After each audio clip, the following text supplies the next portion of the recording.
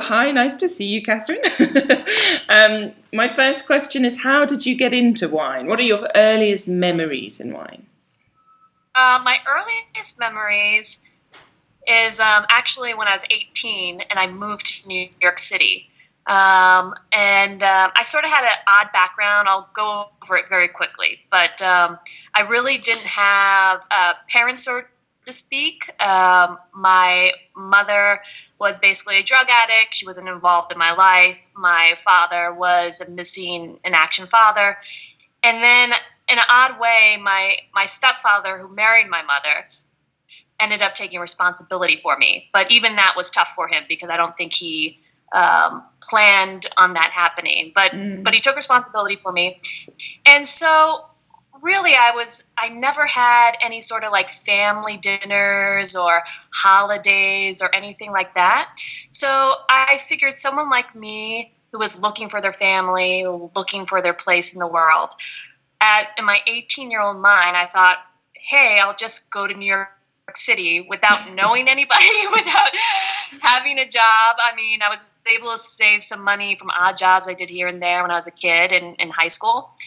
But so I came with a suitcase and a backpack, stayed at the YMCA, and just right away just met young people like me, and eventually ended up living in the East Village. At the time was still relatively dangerous, but there were a lot of artists there because it was cheap.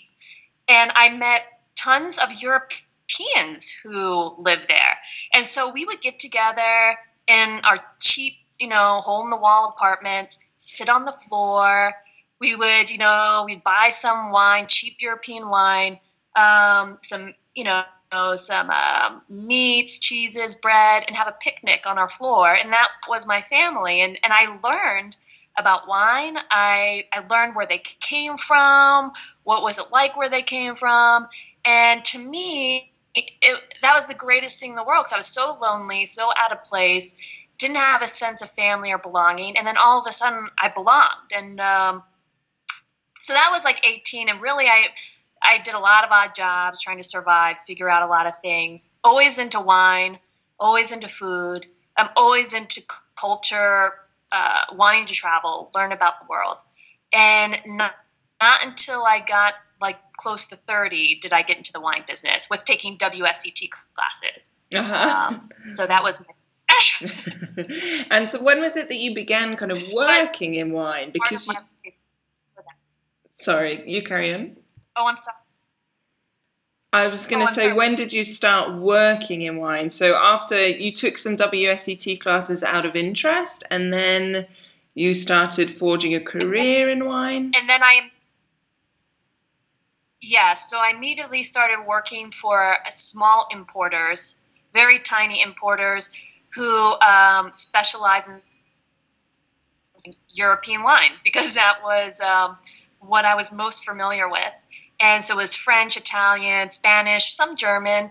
And then a lot of those importers would eventually go out of business or get bought up. And so after working for several little guys, I worked for one of the biggest distribution importers called Empire Merchants, which is owned by Charmer. And they are the largest in New York and probably still second largest in the U.S. And that was really getting into the business of wine.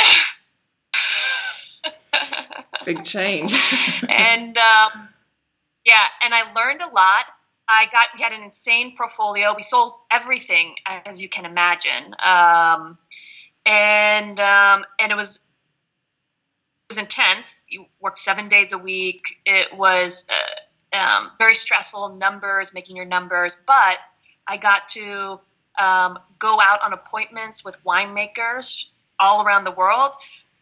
Every Friday we had a sort of a general sales meeting, and you would be able to easily taste 100 to 200 wines every Friday.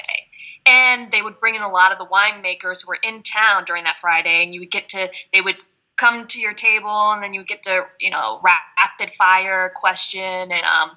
And so that was an intense sort of, and doing the WSET, that was intense sort of immersion and trying to of learning a little bit about everything around the world, sort of thing. And then I knew I didn't want to stay in sales. It's cutthroat. I'm very wine nerdy. I was always the wine nerd in the sales group, and so I would always read, was constantly reading, and then I decided that through the territory I had, I would start doing website content for like retailers that I got to know over the years. And they knew I was really wine nerdy. They knew I was reliable. So once I got that sort of side business going, I said, well, let me work for a retail store where it's less stressful and do the half web content and half retail store. So I worked for Sherry Lehman for a certain amount of years, and I did the content for their website, and I helped with corporate sales, and they had amazing tastings. They would have winemakers come in and do verticals and all the time. So that was great. And you got to talk. And then once my web content started taking off and copywriting, and I started paying my bills, that's when I'll go off my own. I started a blog and just freelance writing. And to me, it's hard work, as you know, but I've never been happier, because I think this is where I should be, after going through all that. Absolutely. And you, but I wouldn't have gotten here. I know it's an untraditional way to get here, but for me, it was basically like the school of hard knocks. That's how I basically learned, And WSET helped a lot with cleaning up. Just doing WSET for me, not having a formal writing education, because once you get a diploma and you do all those essays, they would really clean up the feedback that I would get. They would say, you have great ideas. They'd actually say, we think, that you have what it takes to be a writer. And actually some of my teachers in diploma was like, wow, you come up with really great ideas. You have a great sort of personal way of talking about things. But you need to clean up your language. You need to be more concise. You're trying to say 10 things at once.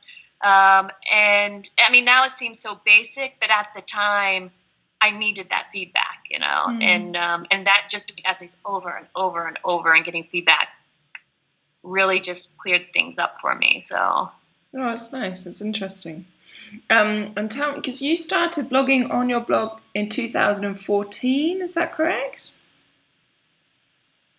Yes, and I was still at Sherry Lehman at the time, juggling, and I honestly didn't think anything would come from it. I was burnt out at the time. I was in the Master Wine program, which I'm no longer in, which all respect to Master Wines, but I'm happy to be out of. It's financially, if you're someone who's paying your own way, it is tough. Yeah, it is financially, or it's already straining to try to make it in this business. And it really just made things about passing the exam. Also, I'm not a competitive person, and I didn't realize how competitive people got with each other, and that was kind of tough for me. And so I got to the point where I started not liking wine anymore, and that was really sad, because it was something I loved a lot and was a big part of my life. And so I was like, you know what? I'm just going to write a blog and share my love of wine. I was terrified because I still didn't really think at the time I was that great of a writer. And even though some people were telling me, I was just like, but you know what I mean? Because I didn't have the formal education, I was just like, and I did read all the time. I spent all my time reading, but I just didn't think, I was like, wow, I'm really going to get ripped to shreds. Like, people are going to say this is horrible and you shouldn't be like writing this and have a blog. But so I just started it because I was like, you know what, I'm tired of being afraid, and I'm just going to put it out there. And the one thing that I could put my mind to rest was that probably nobody would read it. So I wrote my first post, and then I just started loving it. And then I started getting this great feedback, and just great feedback as in, wow, this really spoke to me, and I connected with this, and thank you for sharing this with me. And I was like, and I think back of all the things people shared with me, and I was like, wow, this is great. So I started getting into it more and more, and I was like, wow, maybe this is where my place in the world is, that to write about wine. It's I mean, I know it sounds weird now, and I still have my doubts. I think everybody has their doubts, but now I think it's just like, yeah, I think this is what I'm supposed to do. Excellent. That's nice. And what are the freedoms that you feel, or the limits that you feel, comparing traditional publishing and blogging? What are the kind of dangers of blogging, or what are the freedoms that blogging gives you versus, publishing with online or print media for other companies? Yeah, I mean, I think that, of course, the danger of blogging is that you have you don't have an editor to sort of hold you accountable, or someone, a fact checker or what have you. So the idea of putting out information as if it was fact, and indeed it's incorrect, or it's just your opinion, I think it's just, can you really call yourself on it? You know what I mean? And I try to be very careful. I try to research as much as I can, and try not to say anything incorrect. Every once in a while it does happen, and there's other people, thank goodness, who are experts in those areas, and they call me out, and they're like, hey, this is not exactly correct to say this, and I will research it, and I'm like, oh, okay, that's right, that's incorrect. So it's because when you're one person and you're trying to juggle making a living and doing everything, sometimes, I mean, you just have to put a post out there, and it's just, and you don't find all the information. In traditional journalism, I mean, you are, I would say the minus of that is the plus of blogging. The negatives of traditional journalism is that someone comes to you and sets limits on what you can write about. So there are things that you may think you are very passionate about. It's like, wow, I met this person when, they were talking about doing this project, and they're like, well, that's not really going to sell to our readers. And listen, they have to make a living. They have to appease their readers. So maybe they'll turn the piece into something else that is much more clickbaity, because it helps to, and that's what's happened, because I think journalism is finding it's really tough. Even like you hear about the New York Times or anybody, they're struggling to financially pay their bills. So, and they're competing with all this clickbait. So someone will come to you and they'll change your idea, change your article, and it's not as authentic, and it's more about trying to appease a certain trend, or appease what you think people are going to click on when they're inundated with so much information. And I feel for editors who do it because their jobs are on the line, and they have to show results and show they need to show that there are a certain amount of people clicking and what have you on it, or what have you, or they have to have a certain amount of sales of their magazine or their newspaper. And so that's what I would say. And the positive of blogging is that it is ideally from, I think good blogging is from a pure place, and from a place of what people really want to share, that they're excited about, whether it's trendy or not. I mean, there's some posts I have shared and nobody wanted to see it. And I was so excited about it, but I put it out there because I was like, I care about it. And even if only a handful of people see it, at least a handful of people know about this. And there's other things that I'm not as passionate about, but I write about it because it is interesting, and like everybody's into it, and you're just like, wow, this is crazy, But that's how it is, right? It's a business. How do you balance something you're passionate about and make it a thriving business. It's a challenge. That's why I have no advertisements on my blog. I don't do any sort of like paid post or whatever. Everything is purely from me, because and really what I want to write, because that's how I'm going to keep my love for wine alive. And then I figured out how to make a living another way. It's just, so that's what I do love about blogging. But again, sometimes there are people saying things that are fact that are not exactly fact and not doing their research. So that's the negative, right? And you seem to write about quite a few Italian regions and Italian wines, and you write for La Voce de New York. So I'm curious whether you have quite an Italian bias, if some of your favorite regions are in Italy, or if there are other regions or wines that you particularly love. What would you say are your preferences? Well, yes. I mean, I do love Italian wine, and Italian wine is strong in the U.S. just because of all the immigrants that first came here, and Italian food, and so we do just automatically have an affinity to it, and it does. I don't know. Italy kind of reminds you it's family, it's coming together. So for me, it is a sort of deeply personal thing, and you love Italians and they just welcome you with open arms. It's great, and so man, my favorite regions is, well, actually I do like. Of course, Piedmont. Who doesn't love Piedmont? It's, but also just the variety that's in Veneto, and I've gone to Veneto so many times. And sometimes, people just think of cheap Prosecco or cheap Soave, but you actually have very nice Soave there, and you actually have very nice Prosecco there, and then the Valpolicella, and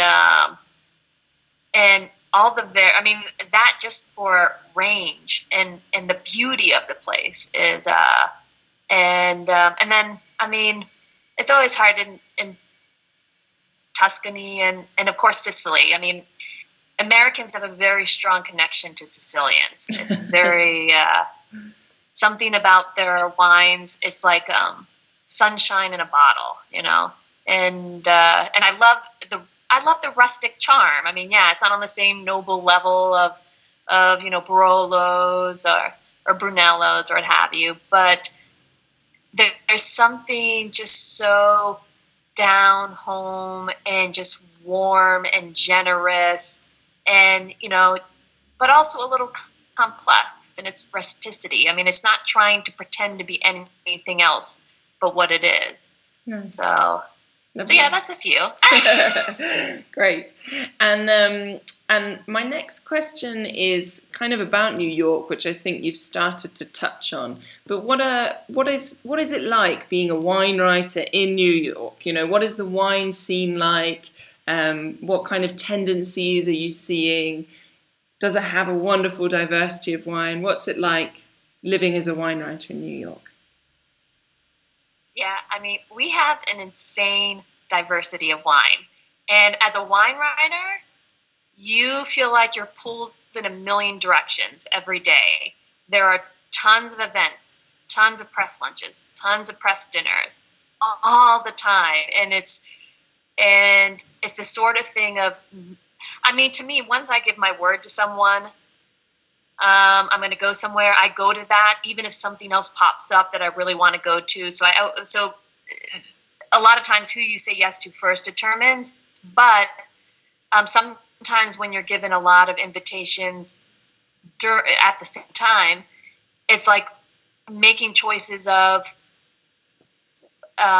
which one should I go to, because if you're working, paying your bills, freelancing, blogging, social media, only so many things you would go to. So sometimes it's a choice between, should I go to something that I've never been to before and really learn about a country that I know nothing about, or should I delve even deeper into a certain region that I know a lot about and just go even deeper into it? And sometimes those choices are not so easy to make, but I think probably the biggest problem, you get pulled in so there's almost like too much to go to here. It's a good problem to have. Yeah, I mean, you get pulled in so many, and there's everything here. I think because we have such a diversity of people, and we really are a city. I mean, maybe not everybody will like this. I really think we're a city that belongs to the world, actually, because you have so many different sections of New York City that are like, little mini versions of various countries from around the world. So it's not really America, really. You're kind of like, you're in a city that really belongs to everybody around the globe, and so you can sell practically anything here, and everything does get sold here. The only problem is the market's so saturated that if you think you come here and you're the only person selling this wine, you probably aren't. There are probably like 50 other people selling it. That's probably the problem, is that it is saturated. And but yeah, we have everything here. So nice. Super. And then you just started to mention it, but I want to ask you about social media. You have a very big following online, so I wanted to ask how you see the role of social media in wine communication, how important it is for you in terms of gaining readers or followers. What's your perspective on social media in wine? Yeah, I mean, I think it has become extremely important, especially over the past 5 years. I mean, for me, I started getting into social media purely because I was so burnt out. And when I was in the MW program and working and, doing everything, I barely saw anybody. It's like I was in my own little hole of studying, working all the time. And so I started getting to social media because I wanted to communicate to other people about wine, and I want to have fun with wine. And social media, it's like, that's, the main part of it is having fun with wine. And then once I started getting into writing, into blogging, and I realized how many people come from social media, and then just connecting to other social media bloggers, and they share your work, and then you share their work if you like each other's work, and how important that community is of sharing each other's work, and the idea of community on social media in the wine world and in the wine blogging, wine writing world. And so you will gain followers not only from yourself and interacting with people, but also from the community sharing your work. Excellent. And vice versa. You help, sharing the work of other people. But what I've also realized, even again over the past 5 years, is that wine producers are taking social media so much more seriously now. Before, they questioned it, and especially traditional countries like Italy questioned it, and now everyone's on board. People want to see that you have a strong following on social media, and that's become an important factor when it comes to whether people will meet with you for interviews or press lunches or for press trips. Definitely. That's a huge part of what it seems like people factor in today. That's interesting. And then my last question is more personal. In your social media, I often see you posting delicious photos of things that your husband has cooked. And so I wanted to ask, in your daily home life, how important is food and wine for you and your partner in crime? Oh, well, it's very important. Thank goodness he has a talent in cooking and he loves to cook. I am not as talented, but I of course clean and I eat, so so that's on my end of the bargain. But we love it, we and it's so cool. He's really into wine and food the same I am, where we taste it, we try to analyze the flavors. We're also curious of like, why do they use this ingredient in this region all the time, and sort of, how that traces back. But just the idea of the smells, the textures, that is a huge part of our quality of life. So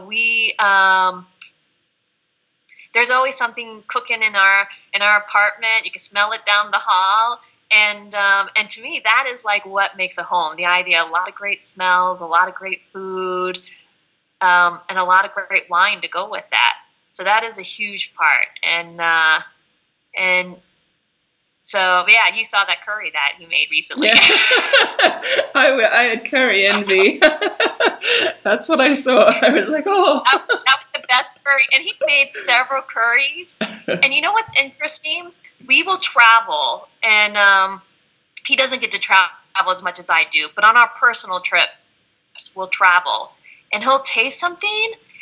And, you're never going to get, like, if you're in a little hole-in-the-wall place where it's like someone's grandma's recipe, they're never going to give it to you, which that's fine. I understand. But I have to give it to him. He will taste it, and he will try to figure it out. And so he did several curries. And this last one he did is of this one curry from a trip we remember. And it's, man, it's so addictive. So it's like... I mean, that's part of how you get to know a place, right? By drinking their wines, by eating their food. Yeah. And then you relive those memories if you're able to drink those same wines and to recreate that same food. So, do you have a go-to curry wine? Oh God, go to curry wine. Well, I mean, I do love German Rieslings with it, or Gewürztraminer is sometimes fun. But I think German Riesling is probably always my go-to curry wine. Excellent. Super.